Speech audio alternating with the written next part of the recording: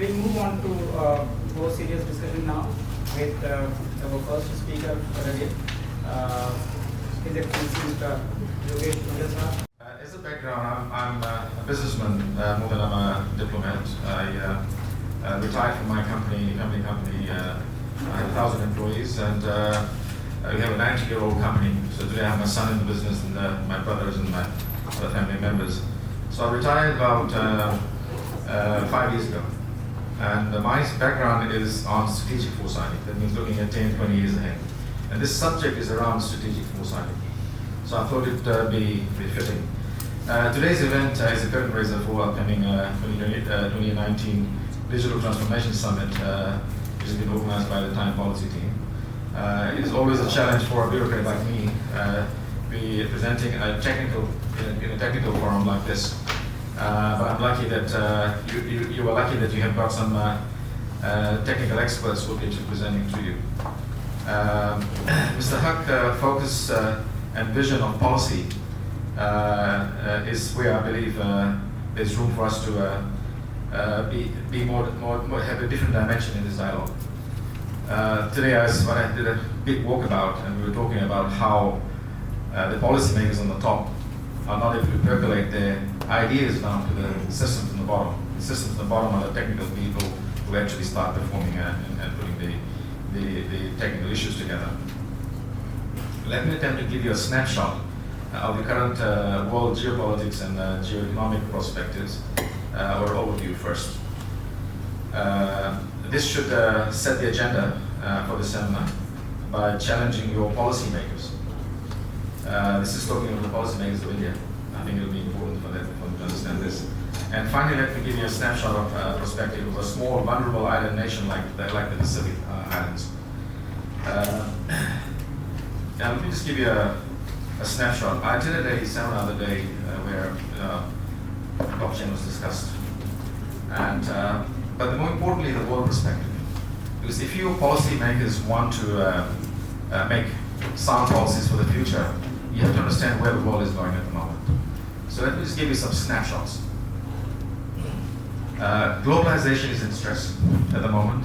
Nationalism is growing. You all know what's happening with Trump and the rest of the world at this moment. You can see what is happening in China right now. South Asia will be the focus in the future. Bilateral may not be reciprocal, as the resources are unproportionate. If India wants to deal with Fiji, my resources are this small, we are 9 lakhs of people, and you are 1.2 billion people. So our bilateral arrangement will not be reciprocal.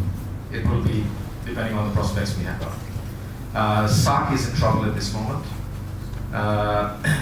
Diplomacy is at a different level right now. Contradictory priorities are a major challenge for countries. Each country has a different priority at a different time. आप सभी हिंदी समझते हैं ना? I speak Hindi. हमारे ने एक कहना था कि रोटी कपड़ा और मकान. Excellency, what I said is that in the old days saying, there was a saying that says roti means bread, kapra means clothes, makan means shelter. Roti kapra aur makan. आज का स्लोगन है रोटी कपड़ा मकान और mobile. आप ख्याल रखेंगे इसमें. Mobile today is an essential. Today the words have changed. Clothes, roti, bread, clothing, shelter, and a mobile in your hand. That is an essential today. AI for building impact. We all talk of AI. Does anybody over here know what is the human IQ level? Between 100 and 120. Right? 125 average. Well, for India, I think it's 80. 80. Well, the average is 100 to 120. 20 is an IQ. Does anybody know what the future of AI, the IQ of AI will be? It will be 10,000. So you can imagine what to expect with AI down the line. Right? There's a saying that speak to someone in the language they understand, it goes to their head. But if you speak to someone in the language, in their language, it goes to their heart. Okay? So what is happening is we are at the moment challenged with how do we percolate our ideas back to our people. So I think your Prime Minister is doing the right thing at the moment with the outreach and his WhatsApps and reaching out to the people. The different people understand different languages, so I think that outreach is very necessary. We all know that data will be a new resource, right? Big data analytics, there's someone there in the back that's doing the analysis. That's where the future is. There's a very important conversation I had in the back there. It was around connectivity between digital and physical. Connectivity between digital and physical. How do you really understand what the digital systems are actually telling you? Do you really understand what the digital systems are all about? We are human beings and that's machine. So the machine learnings are quite different from our physical levels. A 12% increase in digital connectivity equates to 1% increase in your GDP. India is in the forefront at the moment. You have the largest concentration of digital mobile handsets in your hand. So a 12% increase in the digital connectivity will equate to 1% increase in the GDP of your country. So the more you digitize the country, the quicker because you're basically mobilizing people to do more with digital connectivity. So that increases your productivity, so GDP actually grows against that. One problem we have is global systems are not uniform. You gotta make a note of that. Cybersecurity and data leakage. You are hearing about the Huawei crisis at this moment. So what people are doing today is what we call digital fortresses. For the same reason why US is not allowing Huawei into the US itself right now. This is the challenge we discussed earlier with some of the friends in the back there. Is technologists and policy makers need to work together to drive the new cyber policies. Right now, we got a policy maker on the top. Like we said, most of us don't understand the technology, and there are some people who are actually designing the technology and working on the systems. We are not talking the same language. It is only with this kind of conversation we're having around these tables where you'll actually find new policies that will come out that'll help all of us. Let me take you to somebody mentioned about China, somebody that was a specialist in China. China is ahead of India in R&D on IoT. It's for that reason they're rolling out the 5G and not you. You must remember that. Does anybody know what 5G is all about? I'm sure probably most of you know, but those who don't know, I'll give you a hypothetical situation. You know, on your mobile phone, if you want to download a movie, it may take you 10 minutes to download a long movie. With 5G, it'll take you 5 seconds. So that's how fast the systems will start working. AI can actually deliver up to 20% improvement to your productivity. This is a research that was done. And you need to improve your ecosystems to make sure this actually happens. Big data processing is a challenge at the moment. I think many of you know that the data is getting more and more. So your computing power is where your challenges will be. Cloud computing costs has dropped by 95% today. So everybody, all your phones, all your data on your phone is going to the cloud today. Why? Because of the volume that's going up to the top.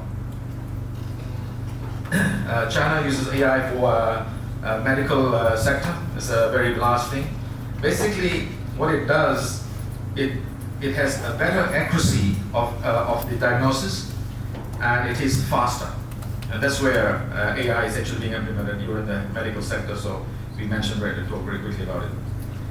This reduces the cost of treatment, right? Due to the speed, turnaround, and it also reduces your insurance costs. So the quicker you introduce your AI to your system, the better for the system. At this moment in China, there are 4.5 million people in the data sector. Just the data analytics and data storage. There's 4.5 million people in this sector alone today. Okay, I mentioned earlier that globalization is a threat today. There's a new technology, it's called deglobalization. It's going backwards, right? So disruption in the global order itself today.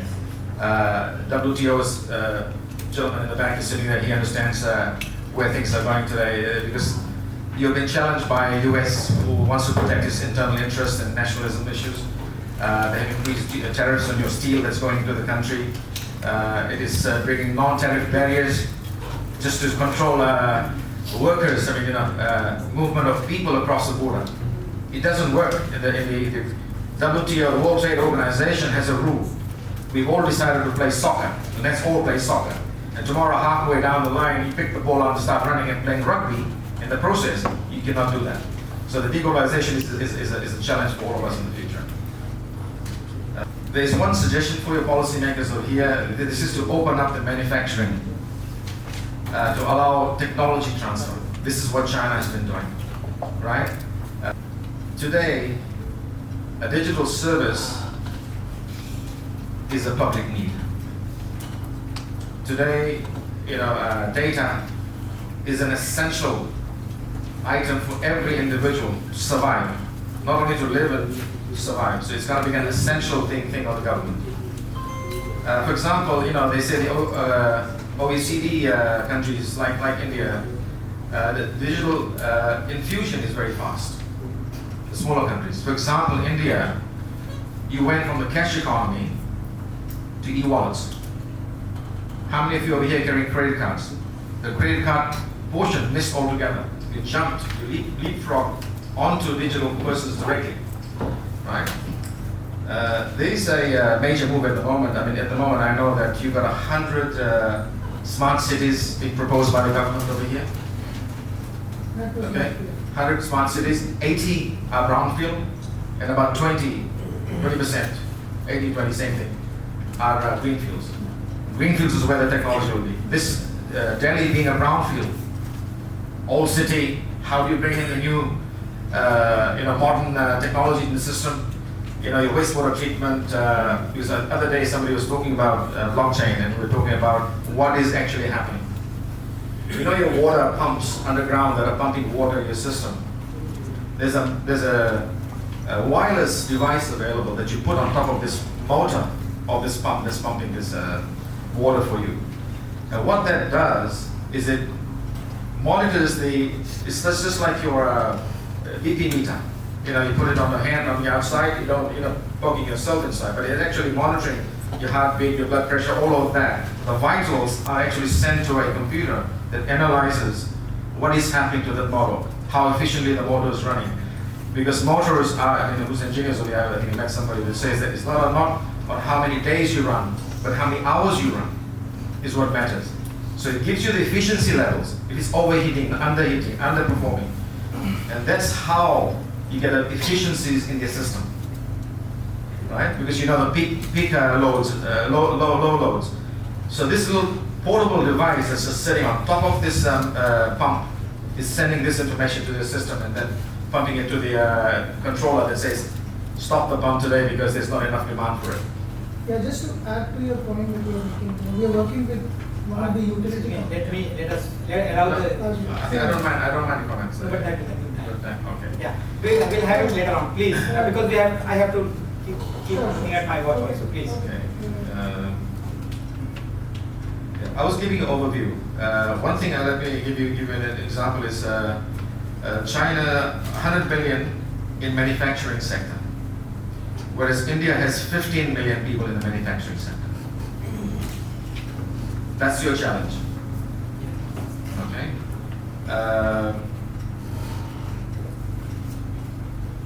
I've written another note here. There's a whole lot of things I put on Asia, China, and Asia, right, which includes Vietnam, the rest of it.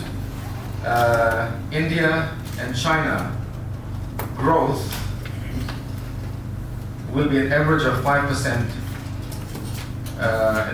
by year 2030, whereas with a GDP of $9 trillion, whereas US GDP growth will be $6 trillion. So you can imagine the spending power of Asia, including China and India, will be bigger than that of US. Today, US is world number one, right? We have brought it down. Khalid, could you just move that next screen? I'll just show you something on Fiji. This is just showing you some basic stats on Fiji itself. Fiji's GDP is 5.5 billion only, right? Population of 9 lakhs. right? Trade balance is there. This is the arrival of NANLACs, right? GDP per capita is 4,500 USD per capita. Inflation rate is there, is okay. Exchange rate gives you an idea of what money I'm getting against the Fijian dollar. So this is just general information for you. Different countries have different phase of growth. Hence, you need a different variety of approach to each country. So each one of us is growing at a different pace. Each country is growing at a different pace. Each one of our demands are quite different. The very important thing is your skills. The policy side now, this is where it comes in. Imparting basic skills to the masses. That's a very important thing. Home ownership is essential. You must have a home ownership. Only then a person is productive. Otherwise, he's spending all his income into living. ROTI KAPRA AUR MAKAN, automobile. Right? That's why it stops. Right. This is a very important lesson I learned from Singapore. It says in education, courses designed to meet the needs of the future needs of the nations. Right. Skills and human development. This is a couple of institutions over here are from the human skills development side. Essential. One thing that Singapore has done, and you can learn from them, is that they instill the skill sets from primary school. In most of your education system here is only when you are in the year 12, when you decide the career, the path you will take on, and that's when you decide what skill sets you want to have. That's when you specialize in university. Right? So these are the challenges we have. Trade and investment are new link, are all linked to security. Today's China-US trade war is not about trade. Let me assure you. It's more than trade. There's a very a new technology that's out at the moment. One is called geopolitics, and other one is geoeconomics. This is geoeconomics. The trade we have trade pacts we are building at the moment. You have the Shanghai Cooperation talk happening, starting I think today, tomorrow, or something is starting. That is where the pacts happen. So it's geoeconomics. If you remember what China is doing, is they're doing what you call a Belt and Road Initiative. DRI, connectivities they're making. The intention of that is to bring the cost of deliveries down between the countries. Internally, for example, if you deliver something from north to south of India, your actual delivery cost of transportation or logistics is 14%. If this bottle costs me $1, 14 cents of that is just the cost of logistics. Whatever it costs to take me to transport it. So your cost of logistics in India is very high. For example, we were talking the other day, for example, steel. What is the place we talked about? Jamshedpur. Jamshedpur is where the steel mills are. You know, Tata has got about 4 or 5 steel mills in the place. They're stuck there because the ore is right there. But then your manufacturing plants are different places. So the cost of transportation is where the cost goes up. I had a very nice conversation with one of the Chinese diplomats the other day. And they were saying that, you know, this trade war that the US is having with China of tariffs, you know, $2.5 billion worth of tariffs they're charging on the imports that are coming in. So what Trump doesn't know is that tax that they're charging on our stuff is not paid by us, it's paid by the Americans. It is the Americans who are buying this product are actually going to pay for it. So Trump has lost plot in the process. You know, I mean, you have to understand how this is called geoeconomics. This is where things happen. You as decision makers of the future, we are at the moment, Agenda X, I was telling somebody, we are in the policy making arena. You guys are the technicians and tacticians making things happen. You have to be mindful of where the world is moving. So I have a whole lot of things. I think I've run out of time. So I'm going to skip this. But I had a whole lot of things. Let me just look at this quickly and I'll see if there's anything important. Okay. The most important thing that's driving AI is Industry 4.0. Right? The fourth industrial revolution. That's where things are changing. Now I'll explain to you what Industry 4.0 is. It's gone from mass production to mass customization. So clear? Yeah, customization. You customize it. Today, if you get a car, you can say, I want this color seat, I want this color upholstery, I want this type of stereo, I want this paint on it. It's called mass customization. So once you're growing, before it was mass production. Eki color ka car, the white cars. That's all. Remember, I think ambassador cars was just one standard thing, no accessories in it. Today you can customize your car exactly the way you want it. So it's called mass customization. So Industry 4.0 is going to be the foundation for your drive on AI and Japan. Thank you very much.